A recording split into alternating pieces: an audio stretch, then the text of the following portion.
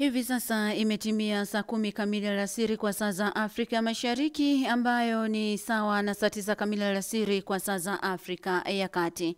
Leo ni Jumanne ya Mei 20 mwaka 2025. Hujambo msikilizaji, na huu ni wasaa mseto leo, na kwanza tunaanza na makala ya duru zetu alasiri inayokuletea dakika 30 za habari, uchambuzi, uchumi na biashara, bila kusahau michezo na burudani. Uko nami Amina Deogratias Semagogwa, na tulionayo katika duru zetu alasiri.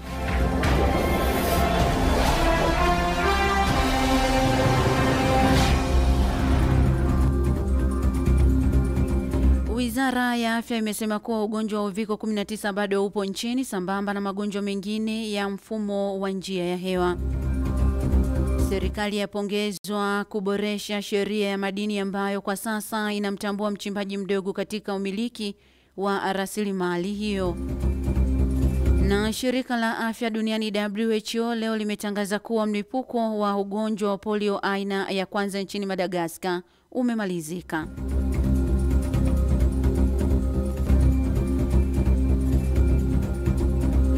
Tuma maoni yako kwa taarifa utakazozisikia katika makala hii kupitia nambari yetu ya 0692573615, na ujumbe wako tutausoma hapo baadaye.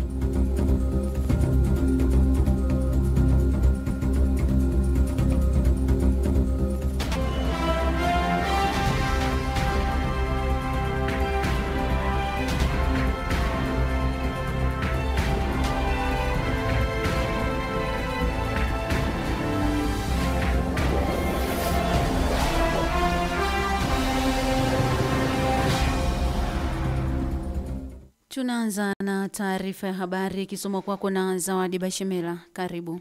Asante Amina. Kwanza ni habari za kitaifa.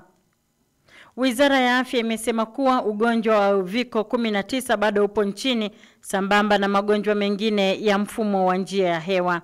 Taarifa iliyotolewa na wizara hiyo leo imesema kumekuwa na ongezeko la visa vya uviko 19 kutoka 1.4% ya mwezi Februari hadi 16.3% kwa mwezi Machi, na kufikia 16.8% mwezi Aprili mwaka huu. Taarifa hiyo imetolewa kwa lengo la kutahadharisha umma kuhusu hatari ya magonjwa yanayoenea kwa njia ya hewa pamoja na yale yanayoenezwa na mbu, huku ikisisitiza umuhimu wa kuchukua hatua za kujikinga. Kwa mujibu wa taarifa hiyo, kuanzia Januari hadi Aprili mwaka huu kumekuwa na ongezeko la tetesi kuhusu magonjwa ya mfumo wa njia ya hewa, hasa katika jiji la Dar es Salaam.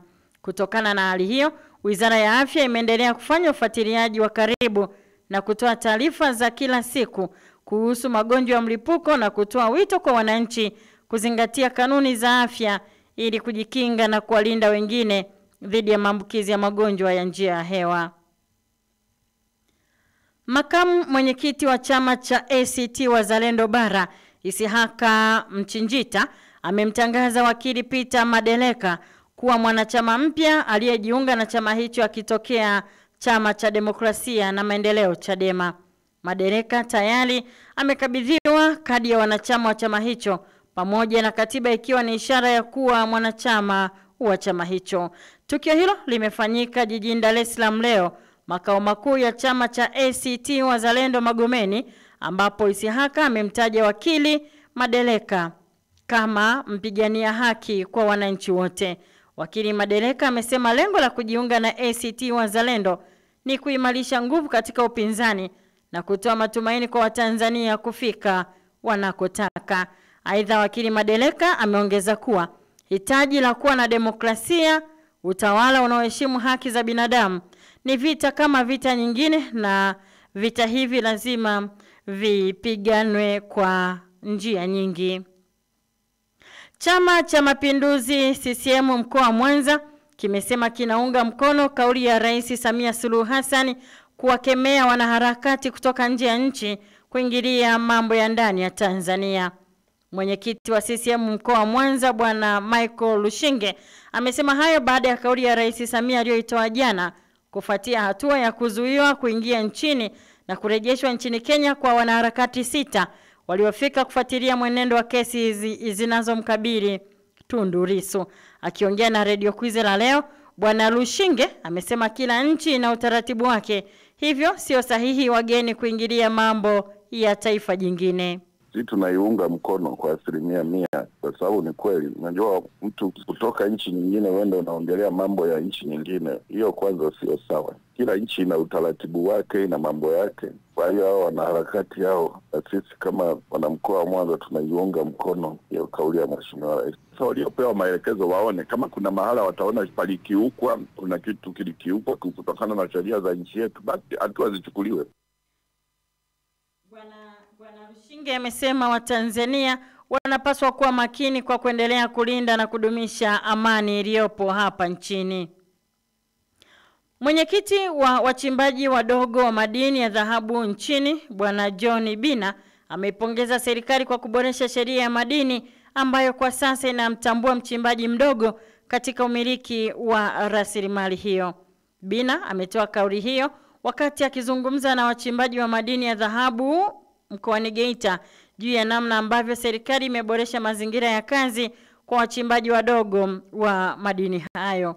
Awali amesema wachimbaji wadogo walikuwa wakiwekewa vikwazo vilivyokuwa vikiwarudisha nyuma kiuchumi, na kwamba kwa sasa kila Mtanzania ana uwezo wa kuchimba madini hayo pasipo kubugudhiwa. Tumefanya tafiti tukagundua kwamba kuna wachimbaji ndani ya sekta ya madini wanaitwa wakulima, kuna uchimbaji ndani ya sekta ya madini wanaitwa wafugaji, lakini kuna wachimbaji ndani ya sekta ya madini wanaitwa wavuvi.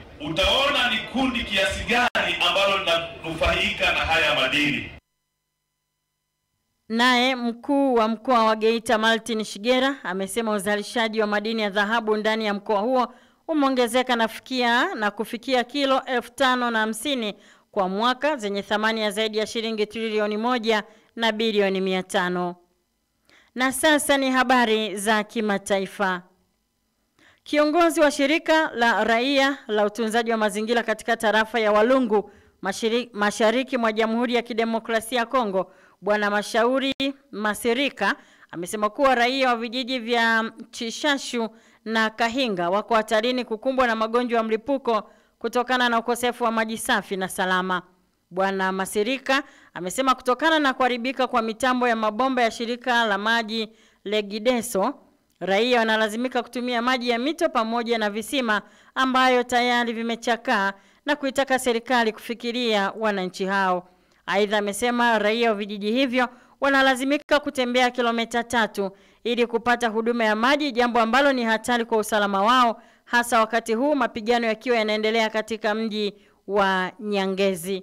Katika siku hizi ambamo usalama mdogo unakuwa ukiripotiwa maeneo haya ya Nyangezi, watu kabisa wanakuwa wakisumbuka wa maeneo hayo ya Chishashu na Kahinga kwa kupata maji safi. Kwa watu wa nia nzuri na wafadhili ni kuweza kuwaita, kuweza kusaidia wakaji wale kwa kuweza kuwatengenezea mabomba ambazo wanakuwa wakitumia kwa leo, na zaidi sana kuweza kuangalia namna gani wanaweza kupatia hizo vijiji mbili maji kutoka Mazigiro, sababu wakifanya maitude inawezekana wanaweza kufaidia maji hiyo na inaweza kuwa ikisaidia watu kuepusha na magonjwa ya kupitia maji machafu. Ni miezi mitatu sasa tangu mitambo ya mabomba ya shirika la Regideso iharibike katika vijiji hivyo, huku mafundi wa kurekebisha mitambo hiyo wakidai kushindwa kuendelea na kazi kutokana na vita vinavyoendelea kati ya waasi wa M23 dhidi ya makundi ya wazalendo. Na shirika la afya duniani WHO leo limetangaza kuwa mlipuko wa ugonjwa wa polio aina ya kwanza nchini Madagascar umemalizika. WHO imesema katika taarifa yake kwamba kesi mpya za polio ziliripotiwa tangu mwezi Septemba mwaka jana, na hivyo kuashiria hatua muhimu katika juhudi za kutokomeza polio nchini Madagascar. Mke wa rais wa Madagascar, Miali Rajoelina, ambaye pia ni balozi wa zoezi la utoaji chanjo ya polio nchini humo, ametoa mwito wa kuendelea kuchukuliwa hatua za kuzidisha uelewa katika jamii na kushirikiana ili kuandalia watoto mustakabali wenye afya.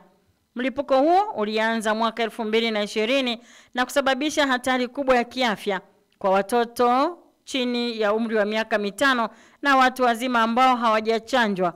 Ulienea katika wilaya 30 katika mikoa 13 katika nchi hiyo ya Afrika Mashariki.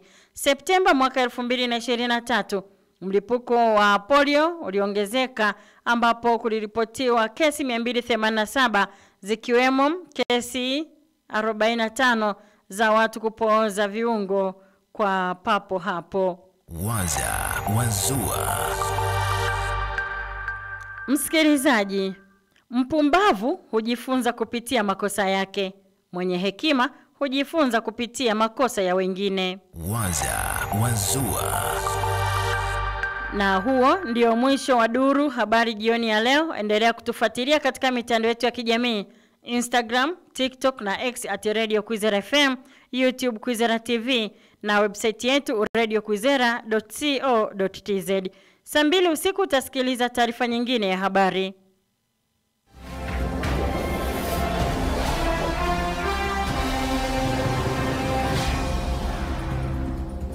Taarifa ya habari imesomwa kwako na Zawadi Bashemela na unaendelea kusikiliza makala hii ya duru zetu alasiri kutoka Radio Kwizera FM. Msikilizaji, na kukumbusha kuendelea kutuma maoni yako ukichangia taarifa zetu kupitia 0692 573615 na ujumbe wako tutausoma hapo baadaye.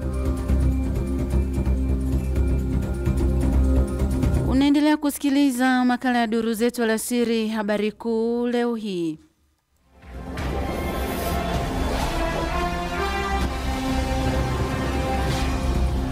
Wizara ya Afya imesema kuwa ugonjwa wa uviko 19 bado upo nchini sambamba na magonjwa mengine ya mfumo wa njia ya hewa. Serikali yapongezwa kuboresha sheria ya madini ambayo kwa sasa inatambua mchimbaji mdogo katika umiliki wa rasilimali hiyo. Na shirika la afya duniani WHO leo limetangaza kuwa mlipuko wa ugonjwa wa polio aina ya kwanza nchini Madagascar umemalizika.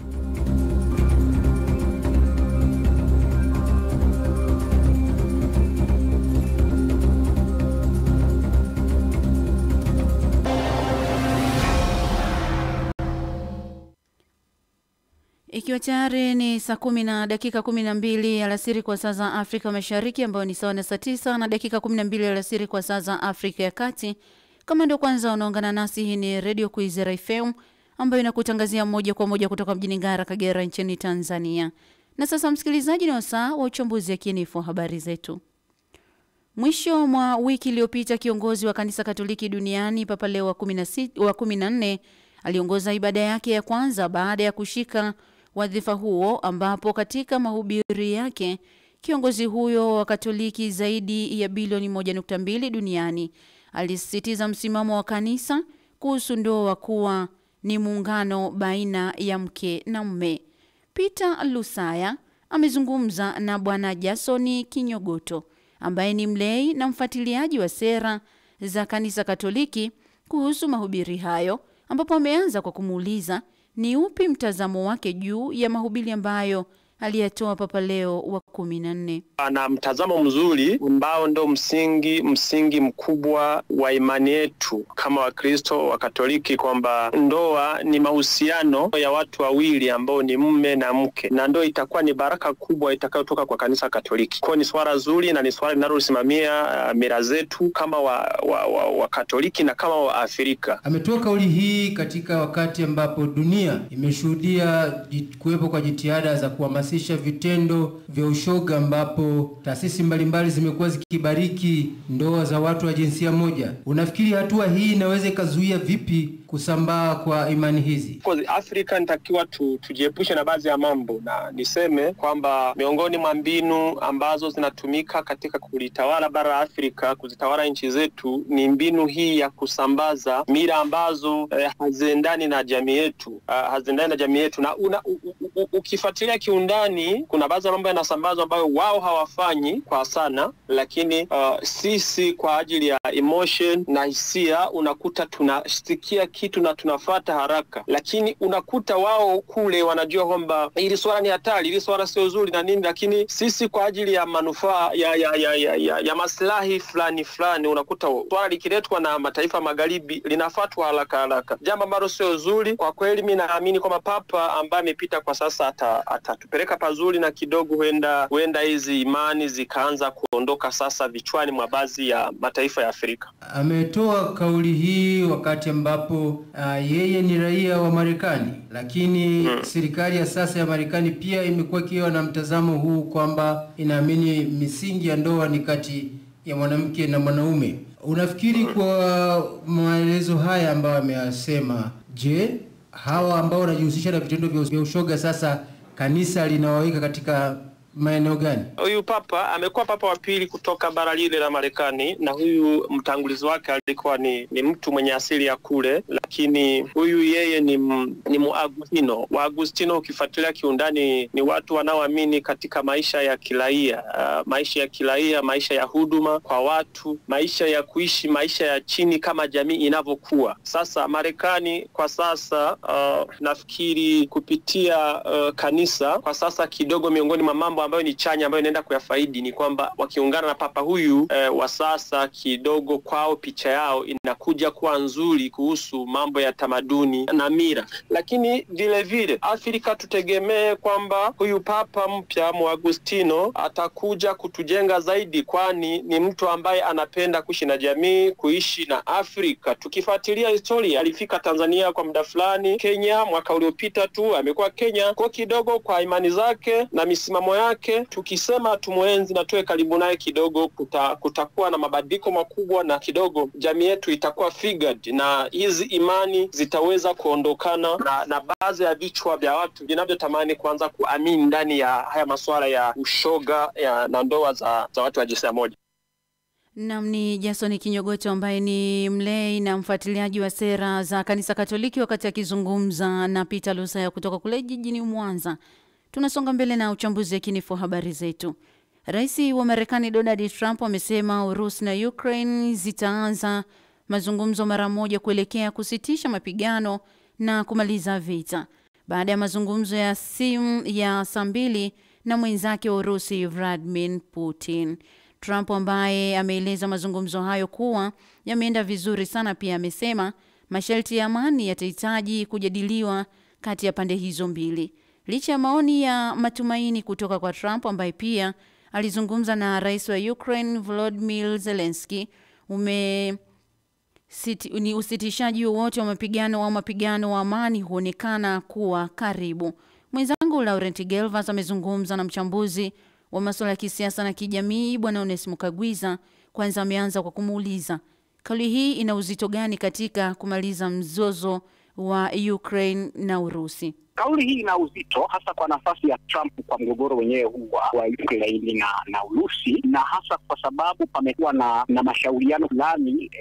Kumbuka kumefanyika mazungumzo kati ya Ukraine na wajumbe wa Urusi, ingawa mwito wa Trump ilikuwa kwamba naye angeshiriki ikiwa Putin pia angeshiriki mkutano wenyewe uliofanyika Istanbul, Uturuki, ingawa yeye mwenyewe Putin hakushiriki. Kwa hiyo tunachokiona hapa inaweza kuwa kwa sababu moja kati ya kitu ambacho Trump alikiashiria ni uwezekano wa na Ukraine iko tayari, ni uwezekano wa Ukraine sasa haina namna, ni lazima kukubaliana na masharti ya kiuchumi ambayo Marekani imeyaweka wazi utashi wake wa kutaka madini muhimu kama cobalt. Putin mwenyewe anazungumza kwamba yuko tayari kufanya kazi na Ukraine katika mkataba wa uwezekano wa makubaliano ya amani ya siku zijazo. Hii inaashiria nini? Kwamba Putin naye sasa anaona hakuna haja ya kuendelea na vita? Naam, nadhani Putin anajua kwamba nguvu ya Ukraine katika vita hivi si Ukraine yenyewe, ni washirika wake, na hapa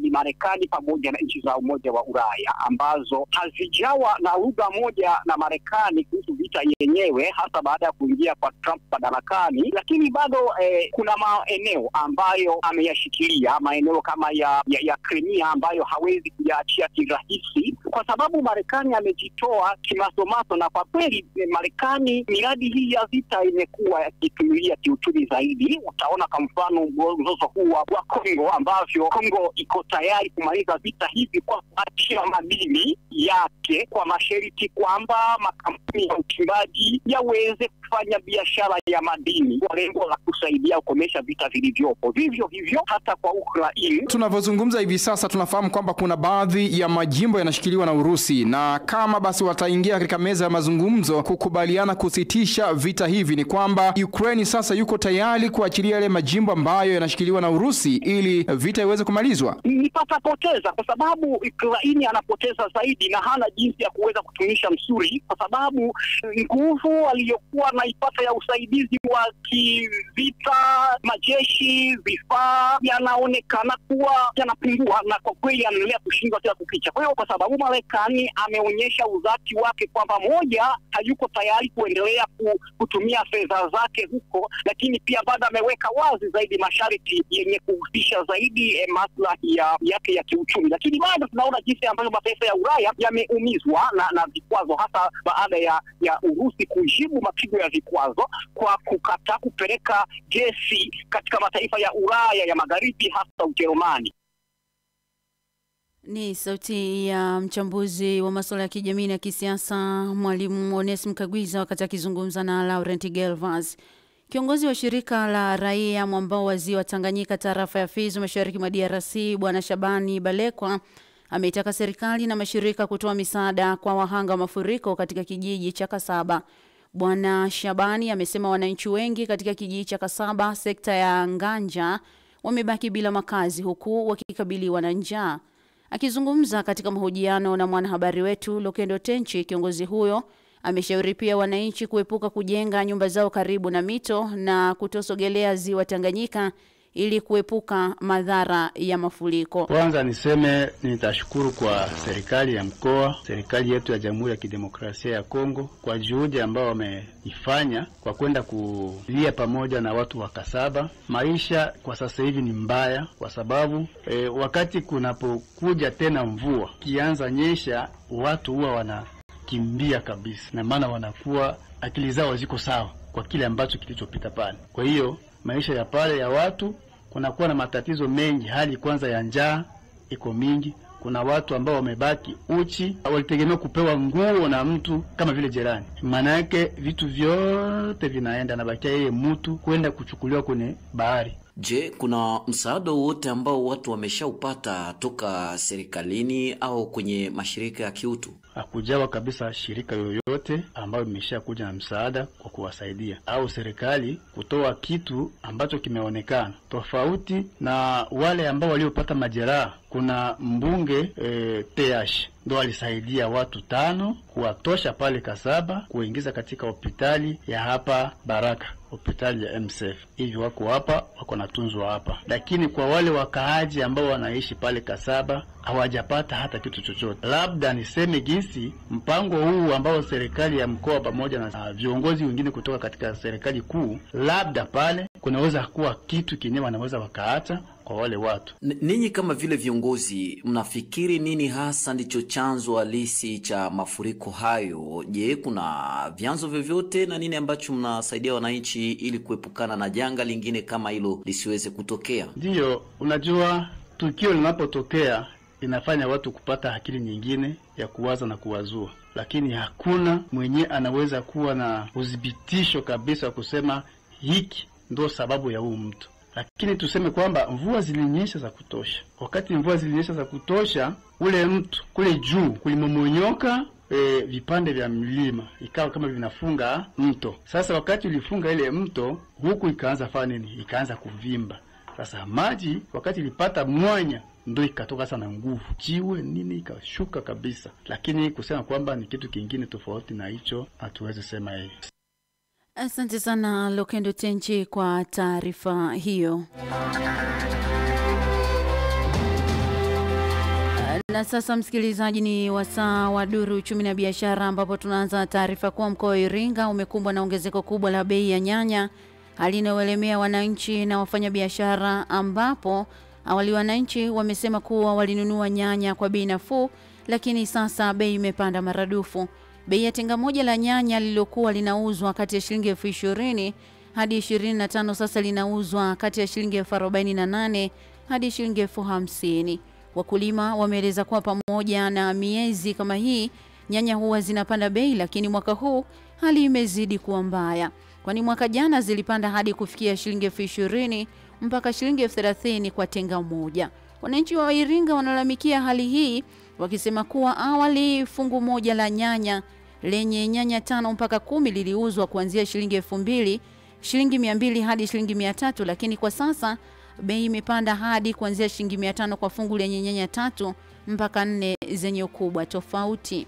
Na kwingineko ni kwamba wakala wa huduma za misitu Tanzania TFS imeendelea kung'ara katika usimamizi endelevu wa rasilimali za misitu na nyuki kwa kuchochea ukuaji wa utalii wa mazingira, kulinda bioanuwai na kuboresha huduma za kijamii, hatua zinazodhihirisha dhamira ya serikali ya awamu ya 6 katika kujenga uchumi wa kijani unaoshirikisha wananchi. Ni hayo tu katika duru uchumi na biashara kwa siku ya leo.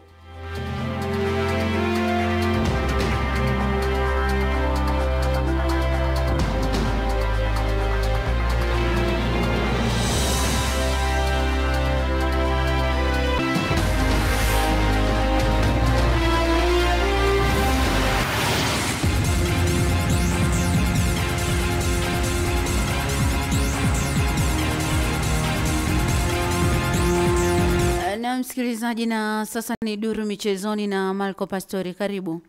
Asante sana, bila shaka uko poa? Niko poa kabisa. Sawa, jambo jema. Ni kufahamisha tu msikilizaji, hii leo kuna michezo ambayo inaendelea, ikiwa ni michezo ya ligi ya vijana chini ya umri wa miaka 20, na utakumbuka jana kumepigwa mechi 2, Simba akicheza na Dodoma Jiji, lakini pia tuliona Azam akicheza na Ken Gold.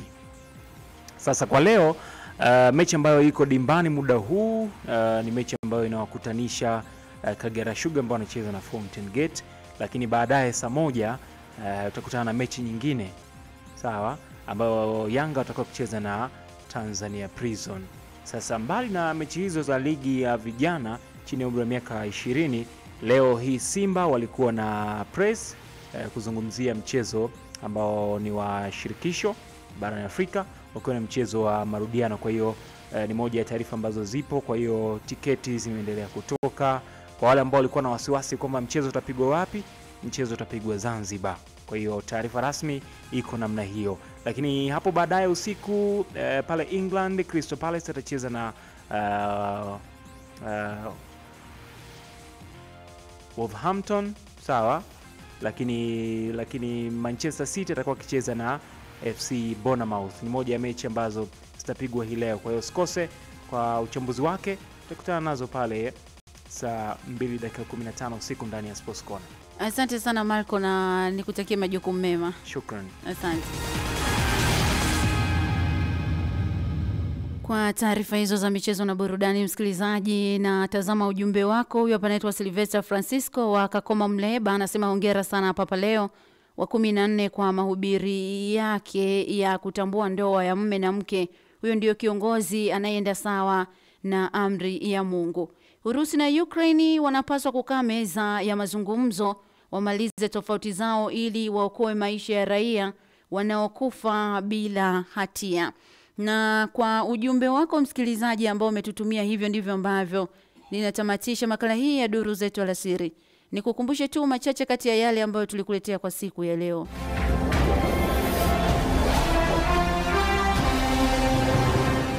Wizara ya Afya imesema kuwa ugonjwa wa uviko 19 bado upo nchini sambamba na magonjwa mengine ya mfumo wa njia ya hewa. Serikali yapongezwa uboreshaji sheria ya madini ambayo kwa sasa inatambua mchimbaji mdogo katika umiliki wa rasilimali hiyo. Na shirika la afya duniani WHO leo limetangaza kuwa mlipuko wa ugonjwa wa polio aina ya kwanza nchini Madagascar umemalizika. Hadi kufikia hapo ndio tunafikia mwisho wa makala ya duru zetu alasiri. Kwa niaba ya Laurent Gelvas na Zawadi Bashemela, mimi ni Amina Deogratias Semagogwa, nasema asante kwa kuwa nasi. Naendelea kusikiliza Mseto Leo.